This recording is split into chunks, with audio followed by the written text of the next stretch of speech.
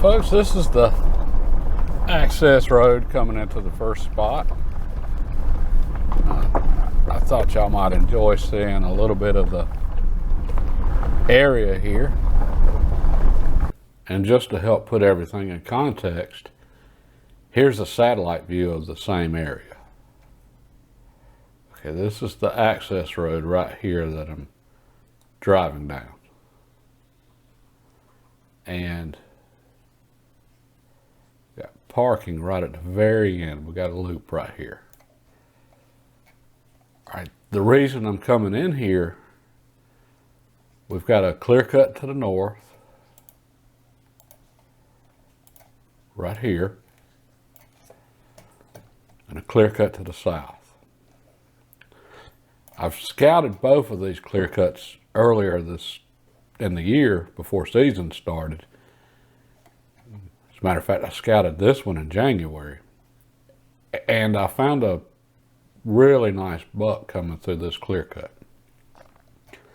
Well, I saw the same signs in this clear cut from the same buck, and I quickly figured out he's just using the creek bottom.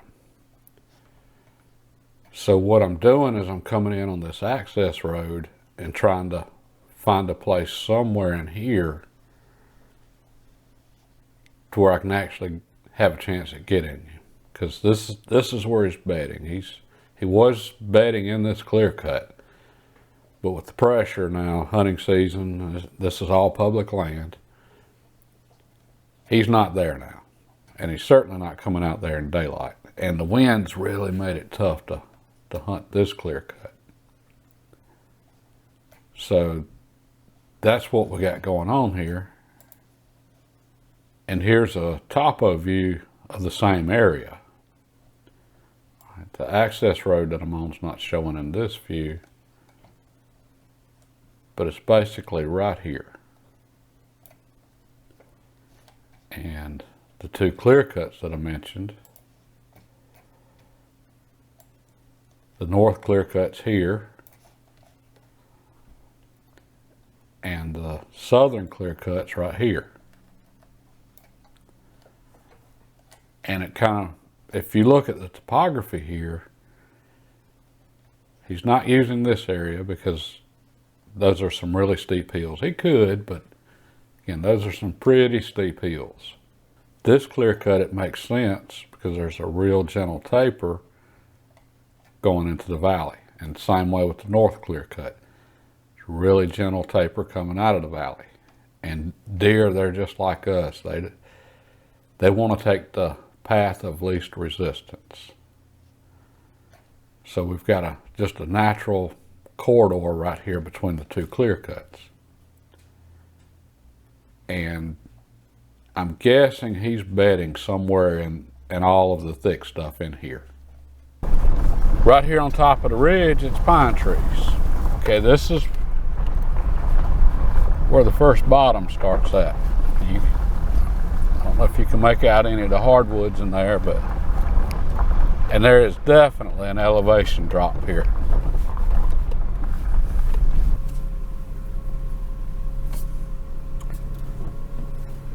I would hate to have to get a deer out of there.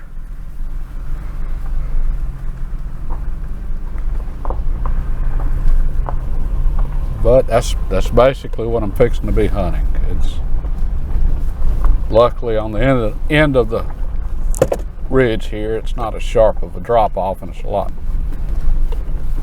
more gentle taper to it. The wind is absolutely perfect right now. It is blowing in from the west, but this is at the top of the ridge. What I'm trying to figure out is what's it going to be doing at the bottom of the ridge. And it's still in my face, so that's great.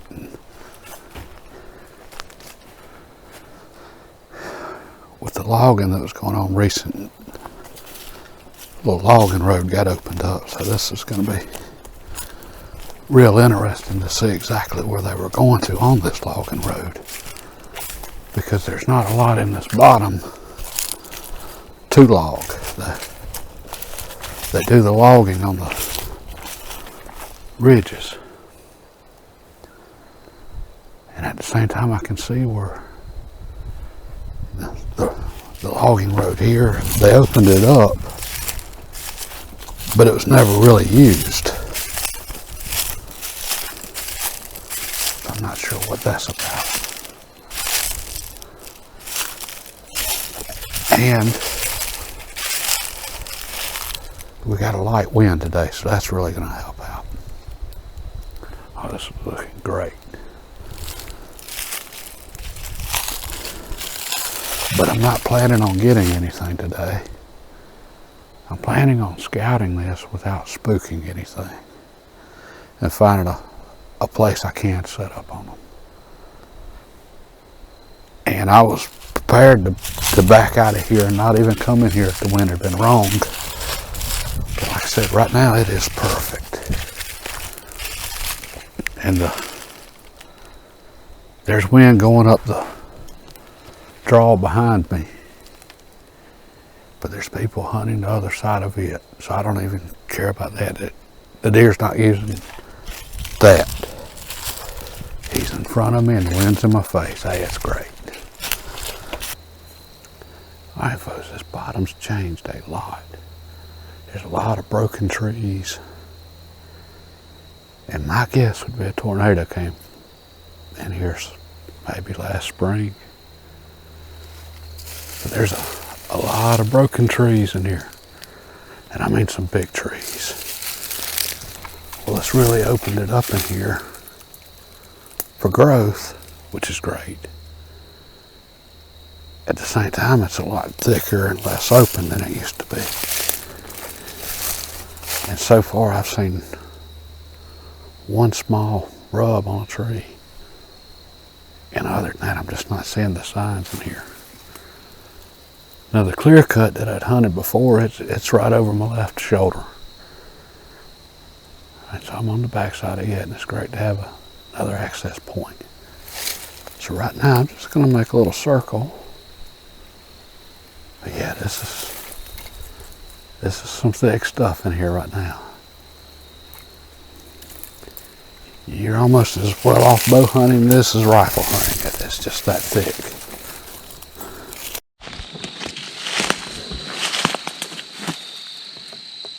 You can tell that was a tornado, the way that tree's twisted. It just wrapped it around and snapped it off. And it got a lot of the trees in here like that. Yes. It really changed this bottom. Unfortunately, I'm not seeing any big deer signs. So I'm going to keep checking this out. And as soon as I got into this bottom, connected with the other creek, the wind changed direction and started blowing straight toward the clear cut. So basically, I'm just making a circle now. I'm going with my face into the wind away from the clear cut up the second creek. When I first arrived here, I parked in this area, and the little logging road that I mentioned that just opened up came straight down here. All right. The wind was constant out of the west-southwest. As soon as I turned the corner right here where the creeks meet up, the wind changed direction and started coming straight out of the north, this direction. And the reason I wanted to mention this is because that's primarily what I'm doing in here. I'm trying to see where the deer's at, but also what is the wind doing. And the wind might do this consistently in this area, or it might change, and that's part of learning an area, because the weatherman says the wind's out of the west. Well, it might be out of the west where you're hunting at. It might not be. And that's part of really learning an area. And what I'm doing here, since it dropped off here, I'm just making a loop. And I'm about to start up this creek bed here. And the opening in the distance, the clear cut in the background that I mentioned, that would be the southern clear cut. And I tried hunting it one time earlier this year with a good friend of mine, and the deer, they were on to us. They started blowing, and they picked up our wind, and in this clear cut, the wind was actually going this direction when we hunted it, right toward the creek bottom, and that's the thermals. And every time I've hunted this clear cut, the thermals have been just carrying scent straight to the bottom in here. No matter what direction the wind's blowing, the thermals just have taken over in here. Well, the deer were traveling from this direction, and they were using the thermals. That way they could pick up the scent of anybody in here. And my friend and I, when we hunted it, he hunted this corner, basically I hunted here. We were trying to ease our way back in. This is the area I wanted to hunt. This is where that really good deer had laid down some nice sign and had been bedding. But I was trying to ease my way into it because I didn't just want to crash right in on top of where he was bedding. The wind was wrong, and I figured he was coming from this direction. So if I'd have came, hunted any of this, he'd have been on to me. If I'd have gone through the bottom, he would have heard me, and then I still have the same problem of the thermals carrying my scent this direction. Well, when I mentioned a moment ago, as soon as I dropped down in this bottom and saw that the clear cut was here, that was another access to it. Perhaps one day I could come in this direction. Again, it just depends on the wind and what's going on, but that's just part of learning an area. And that's all I'm trying to do in here right now, is just learn the area and see what's going on. And for instance, I never would have guessed that the wind would have changed out of the north right here like it did when it was just a constant, west southwest wind. But hey, that's why I'm scouting this. That's why I'm here. I don't know how well this is showing up on the GoPro, but that's a creek crossing right there. And we got another one right up above it. I'm in a dried up creek bed. And there used to be a lot of water in this creek, but we had a really dry summer. And it is bone dry right now. But the good thing about this is I'm below the deer as far as wind. And that is two really good crossings right there. We'll definitely have to keep this in mind. Now, the first good rain, this whole bottom is going to be flooded, but for right now, this is actually a pretty good spot. Except for the wind's the wrong direction for right now.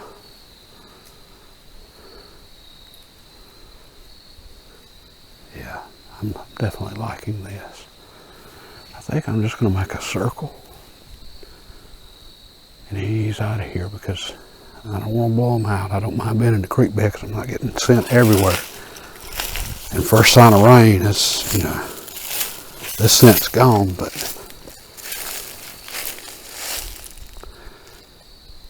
at the same time, I'm not seeing what I need to see. But yeah, the side I came in on, it is thick. And it doesn't look like it gets any better. Matter of fact, I'm amazed at how open it is through there. Maybe that got clear cut. And there's definitely a good trail on this side of the creek bank going straight to it. So yeah, I think I'm going to make a little circle here. Oh my, that's a big white oak there. Yeah, I'm just going to have to climb my way out of here and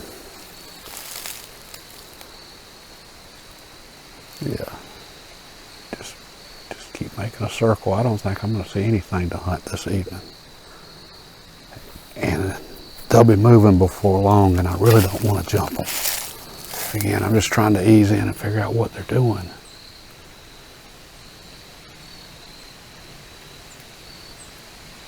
And I ain't really, I'm not making any progress right now. Y'all cannot believe how thick it is in here. And I didn't want to bust right up in his home, but that's what this is going to be right here. I thought I heard one blowing. That's a squirrel. Yeah, this is pretty thick stuff. It looks like somebody forgot their bottle.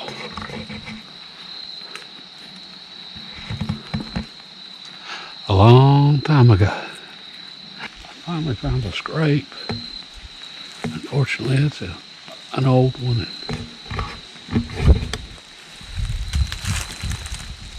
It has not been cleaned out in a long time.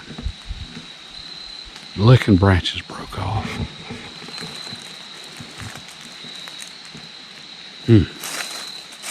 But this is the perfect place for one. Little shelf right on the end of the point. I mean, this would be a perfect bedding spot. That's not a good sign that it hasn't been cleaned out. Which, I'm thinking this just ain't the place right now. Well, I just have to keep digging around and see what I come up with. It is hard to believe the destruction in here. I mean, that had to be a really bad tornado that came through this place. I mean, the plus side is it really opened up the canopy. And there's a lot of fresh green growth coming in, and that's why it's so thick in the bottom. But I mean, some of these trees that it knocked down, I mean, these were big ones. I'm standing on a big one with 3 more big ones right behind me.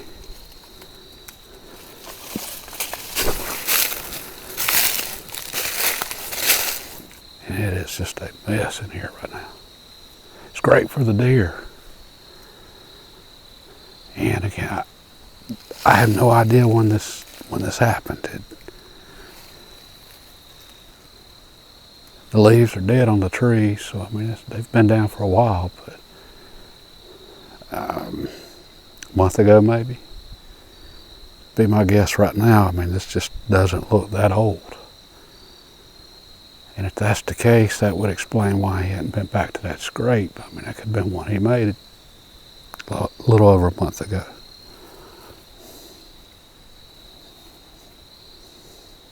I don't know, a tough call. But there's been just a lot of destruction in here. I literally just walked to the end of the tree from where I showed you that root ball.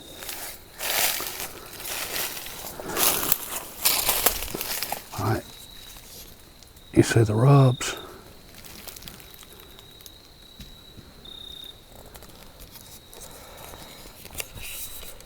He was either bedding right here, or he started bedding here after the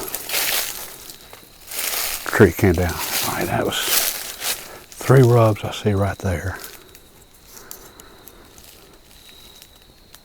These trees right here have absolutely just been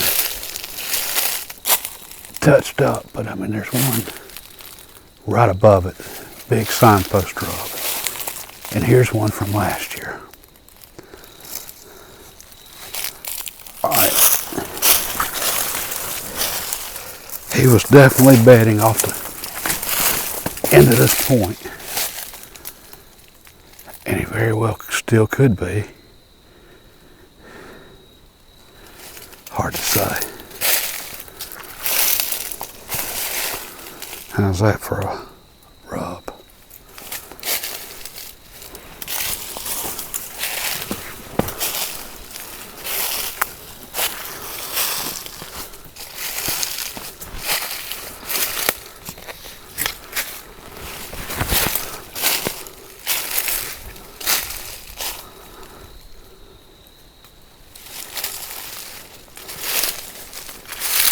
Folks, this was his bedding area for sure. That's a perfect spot. It opens right up into a little clearing. That makes perfect sense. Again, I'm not sure if he's still here, and I don't know if those trees came down before or after the rubs.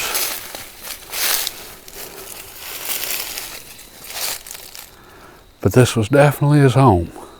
I wanted to show y'all why big bucks get big.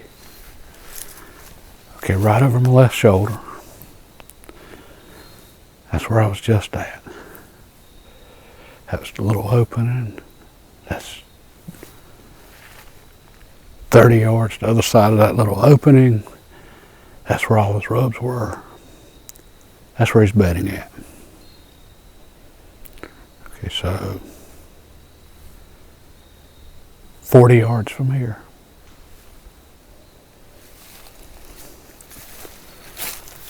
All right, this is my vehicle. That's why big deer get big. He's bedding right beside the parking area. All right, over my left shoulder here. Now, that's that new road I was talking about was cut in at the beginning when I got here. All right, that's the path everybody's taking into there. Nobody's looking right here. I mean, it's...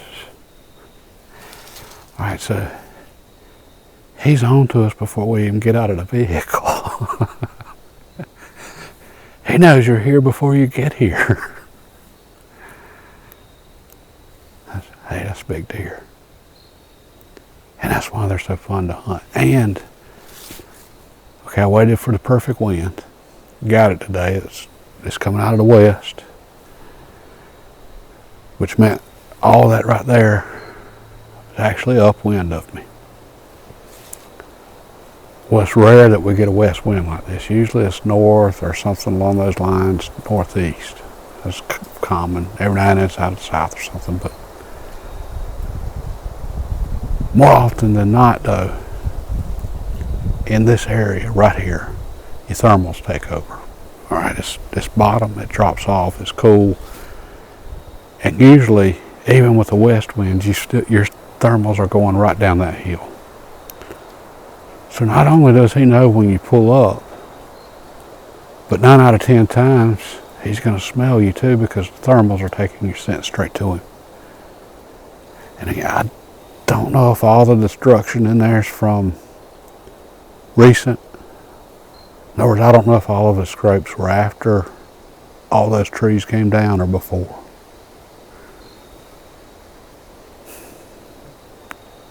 Those rubs look pretty fresh, but I don't know. I'm going to go with this as a bedding area right now. Now, he wasn't here, obviously. If he had been, he's probably bedding in it today, but if he had been, I mean, as soon as I pulled up, I was done, and I thought about parking further back, but anyway, that's going to be a tough deer to hunt. Definitely going to have to do some more scouting, and that might not even be a deer I get this year. I mean, this might be something I have to scout after season to line him up for next year if he lives that long. But you figure out a big deer like this, other big deer are going to come along and replace him one day. And you can kill big deer in the same spots year after year after year when you figure them out. And I mean really figure them out. I don't mean you just got lucky and he come out. I mean you know what the thermals are doing, and you know what the wind does, and you know where to set up. Okay, I'm nowhere near that point in here, but I know what the thermals normally do in here, and the thermals are normally straight down this hill. Plus, I mean, he can hear any vehicle, from half a mile away. Definitely, 50 yards away. So yeah, that's a smart deer. say he knows you're here before you even get here. All right, I think I'm going to ease up the road just a little bit. That little clear cut at the front, I'm just going to hunt it. I can't imagine him coming in here right now. I've blown out the place with scent. But I found the perfect tree to sit and watch that little opening. And that works out great because it's close to the vehicle. That ain't going to work. I ain't going to be able to just pull in here. There's definitely going to be some walking involved in this. All right, well, hey, maybe I'll get lucky and catch something in the clear cut right up here. I got about an hour and a half of daylight left. So let's go make something happen. His bedding area ended up right about here, which, needless to say, I was not expecting that. And near as I could tell from the trails going through there, he's traveling this direction. And that kind of makes sense right there. So now I got to figure out how to set up on this. And sadly, I didn't make anything happen in the clear cut that evening, but hey, it was a great day and I learned a lot. All right, folks, I'll see y'all on the next hunt. Have a good day.